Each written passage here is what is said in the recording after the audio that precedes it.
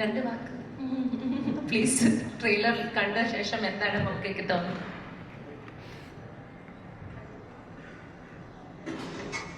നമസ്കാരം. ഈ സിനിമയിലെ ഈ ട്രെയിലർ ലോഞ്ചിന് ഞാൻ വരാൻ എന്താണ് കാരണമെന്ന് ഞാൻ തന്നെ ആലോചിക്കാം. കാരണങ്ങൾ വേണമെങ്കിൽ എണ്ണിപ്പെറുക്കാം. വൈഫെയർ റെഡ് ഫിലിംസിൻ്റെയാണ്, നമ്മുടെ വീട്ടിലെ തന്നെ ഒരു കൂട്ടരാണ്.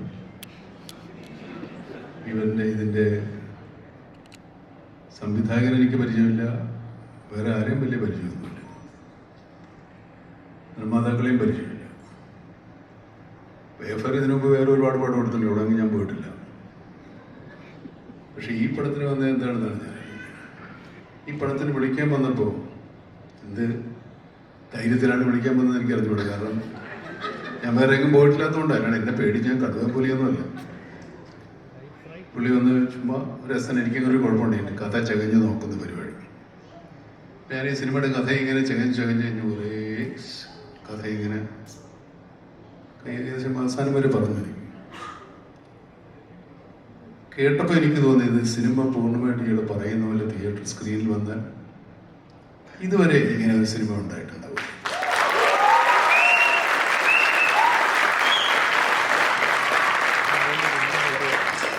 ഈ സിനിമയോടുള്ള സമീപനം, ഈ സിനിമ എഴുതിയിരിക്കുന്ന രീതി, അഭിനേതാക്കളുടെ പ്രകടനങ്ങളെല്ലാം വലിയ ഇവന്മാരാരുമല്ല, എന്നാലും നല്ല അഭിനയം കാഴ്ചവെച്ച് ഇപ്പോൾ ഈ ട്രെയിലർ കണ്ടപ്പോഴാണ് എനിക്ക് കുറച്ചുകൂടെ സമാധാനമായത്. വന്നത് വെറുതെ ആയല്ലോ, അല്ലെങ്കിൽ ഞാൻ പറ്റുമോ. എനിക്ക് ഗംഭീര ട്രെയിലറാണ്, നല്ല മ്യൂസിക് ഉണ്ട്. പിന്നെ വേറെ ഒരു കാര്യം, ഞാനല്ലോ ഇപ്പോൾ ഈ ഇന്ദ്രൻ സാറിനെ കണ്ടിട്ട് എന്നോട് ഒരു അക്ഷരം വേണ്ടിയില്ല. ഇടം വരെ വരുമോ എന്നൊന്നും ചോദിച്ചോളൂ.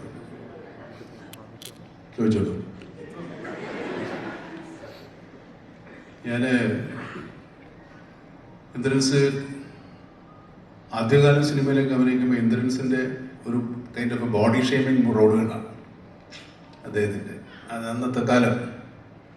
ഇന്നത്തെ കാലത്ത് പുള്ളി അഭിനയം കൊണ്ട് എല്ലാവരെയും ഷെയിമായിക്കൊണ്ടിരിക്കുകയാണ്.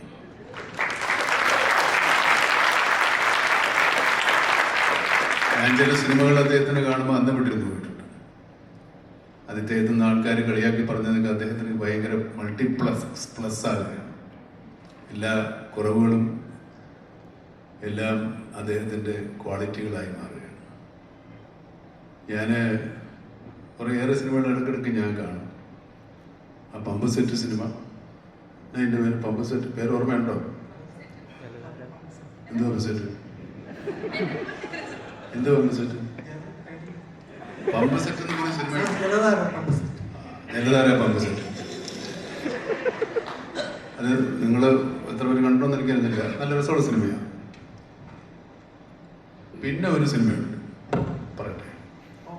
പറയട്ടെ ഏതായിരിക്കും?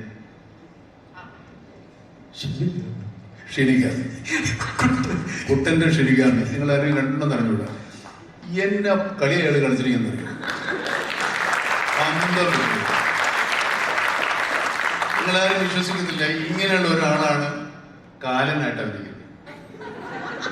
അത് സൂട്ടൊക്കെ ഇട്ട് സൂട്ട് കേസിൽ ഒരു 2 ചെരുപ്പായിട്ട് ഇറങ്ങും. വണ്ടർഫുൾ. അത് നല്ല സിനിമയുണ്ടോ. അതിനകത്ത് മറ്റേ ഇടുക്കി ജാഫറും ഇങ്ങേരും കൂടെ ഞാനാ നീയെന്ന് പറഞ്ഞ് അത്രത്തോളം നല്ല പ്രകടനം കാഴ്ചിട്ടുള്ള ആൾക്കാരാണ്. നമുക്ക് ഈ നടന്മാരുടെ കുറവുകൊണ്ടല്ല, നടന്മാരുടെ ഗുണം മാത്രമെന്നല്ല ഞാൻ പറയുന്നത്. ഒരുപാട് നല്ല കഥകളും കഥാപാത്രങ്ങളും അഭിനയിക്കാൻ അവസരങ്ങളുള്ള കഥയും കഥാപാത്രങ്ങളും മലയാളത്തിലുണ്ടാവുന്നുണ്ട്.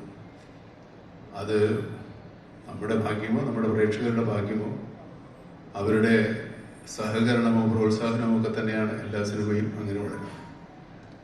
ഈ സിനിമയ്ക്ക് അവർക്ക് എന്താണെന്ന് അറിയില്ലാത്ത ഒരു കാര്യം കൊണ്ടാണ് ഞാൻ വന്നത്. ഈ സിനിമയെ ഒന്ന് പരിചയപ്പെടുത്താൻ കൂടെയാണ് എൻ്റെ വരവ്. സിനിമയെ പറ്റി ഒരുപാട് പറഞ്ഞ് പരിചയപ്പെടുത്താൻ പറ്റില്ല. സിനിമയും ഉണ്ട് ഈ സിനിമയിൽ. അങ്ങനെ 3 സിനിമയുണ്ട്. ഒരു സിനിമ, സിനിമയുടെ അത്ര സിനിമ, പിന്നെ ഒരു സിനിമ. അത് പറയുമ്പോൾ നിങ്ങൾക്കൊന്നും സാധാരണ പോലെ തോന്നുമായിരിക്കും. അതൊരു വലിയ ഒരു അത്ഭുത പരിപാടിയാണ്, വൻ പരിപാടിയാണ്. അപ്പോൾ ഇവരെടുക്കുന്നതെന്ന് പറഞ്ഞപ്പോൾ ഞാൻ ഇത് കഥ കേട്ടപ്പോൾ ഞാൻ പറഞ്ഞു കുഴപ്പം വരില്ലെന്ന് ഞാൻ അവർക്ക് ഗ്യാരണ്ടി കൊടുത്തിട്ടുണ്ട്. ഏതായാലും ഇങ്ങനെയുള്ള സംരംഭങ്ങളുടെ ഭാഗമാകാൻ നമുക്ക് സാധിച്ചില്ലെങ്കിൽ ഇങ്ങനെയൊക്കെയെങ്കിലും ഇതോട് നമ്മൾ ചേർന്ന് നിൽക്കണമെന്നുള്ളത് കൊണ്ടാണ് ഞാൻ വന്നത്. അതുകൊണ്ട് സിനിമ ഇത് കാണുന്ന പ്രേക്ഷകരും എന്നെ കേൾക്കുന്ന ആളുകൾ ഈ സിനിമ ഉപേക്ഷിക്കരുത്. Thank you.